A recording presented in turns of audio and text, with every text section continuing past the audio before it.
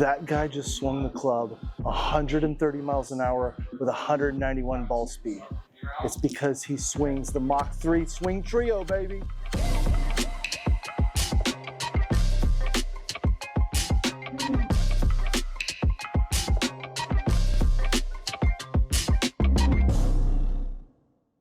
What we have here is what we call a swing trio. 3 tools which combined produce a great effect. The jet stick is a pure speed tool. That's its only purpose. The speed bomber is a strengthening tool, specifically helping you load better and unload better. The iron whip will improve your biomechanics, especially sequencing, structure at impact, and extension of your trail side through the ball.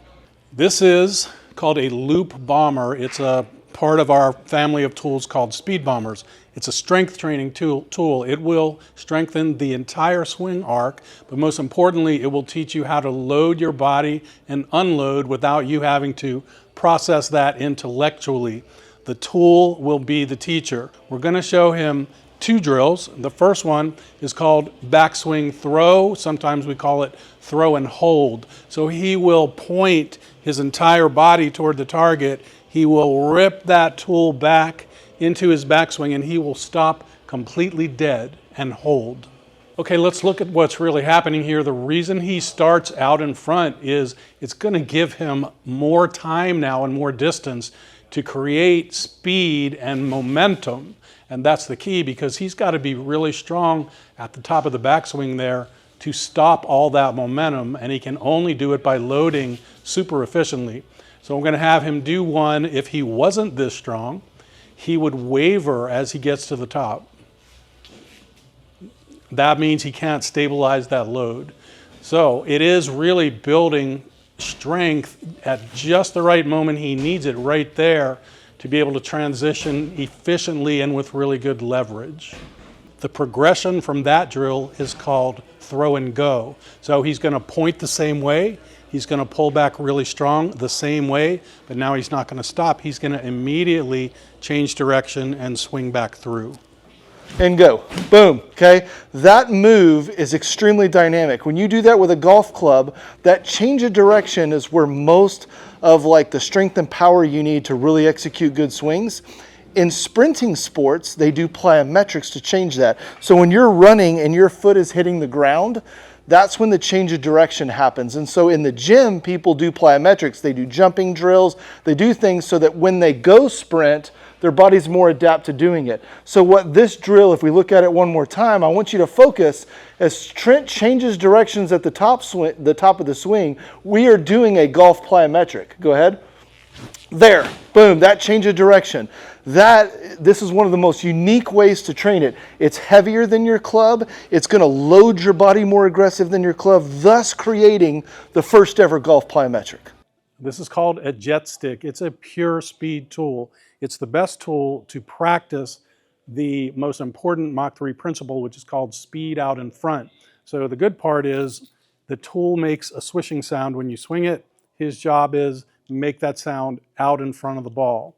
The first drill we're going to give him is called front end speed. He's only going to make a 1/2 backswing. That takes away anything he can get from how far the club head is traveling. He's going to have to use his body.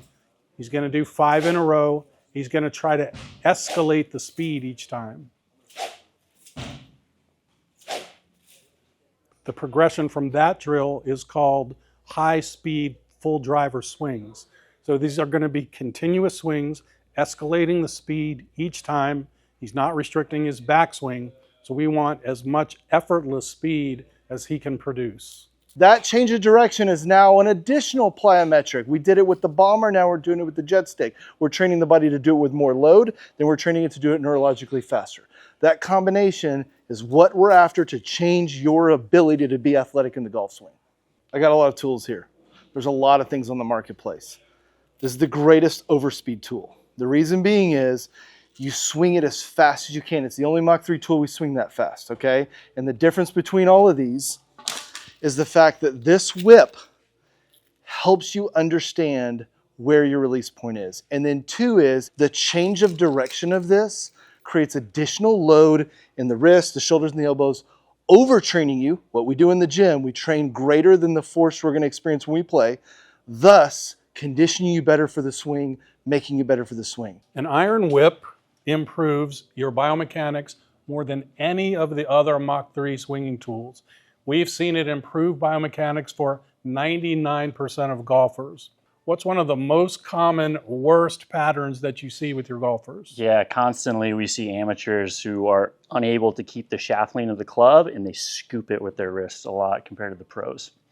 So I can tell you this, you cannot scoop with this in your hand. There's no way to do it. The drag force that it creates will bring you into impact with solid body structure, with great arm structure, and with proper shaft lean.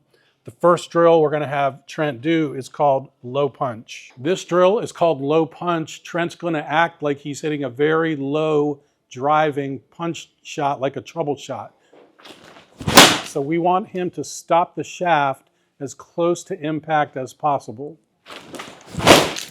Now the interesting thing here is you can learn a lot from the sound. If it's a loud whip cracking noise, which will make everybody hate you on the driving range, that's good technique, good body structure, good leverage, and his hand positioning in relation to his body is optimal. If it's more quiet and fluttering, that means his hands are too far from his body, or they're actually traveling away from his body as he gets right there. The progression from that drill is called 9 o'clock to 3 o'clock, or parallel to parallel. So now instead of stopping the shaft right at impact, he's going to stop it parallel to the ground out in front. So there's a key component of why this works so well as a transition sequencer torso driver. Because the drag doesn't happen here, it's long and delayed. It's almost like it's happening behind you, which is different from a swing fan or an end-loaded stick or a weighted stick. The deep drag is what causes you to really drive the torso. So if I just have Trent slow motion for me the low punch, okay, and we're going to stop at the top. So in order for him to get this here, he has to drive here. And then guess what? He's automatically going to use the ground. All these people talk about pushing off the ground. If you drive with the torso, that's a reaction, okay? So now as he slow-mos down here, he has to use this because this drag back here is not going to allow him to cast his hands. He's going to have to get there with good body position. That's why the tool becomes the teacher. It's naturally designed to create a constraint that helps you learn how to do it and become a torso driver.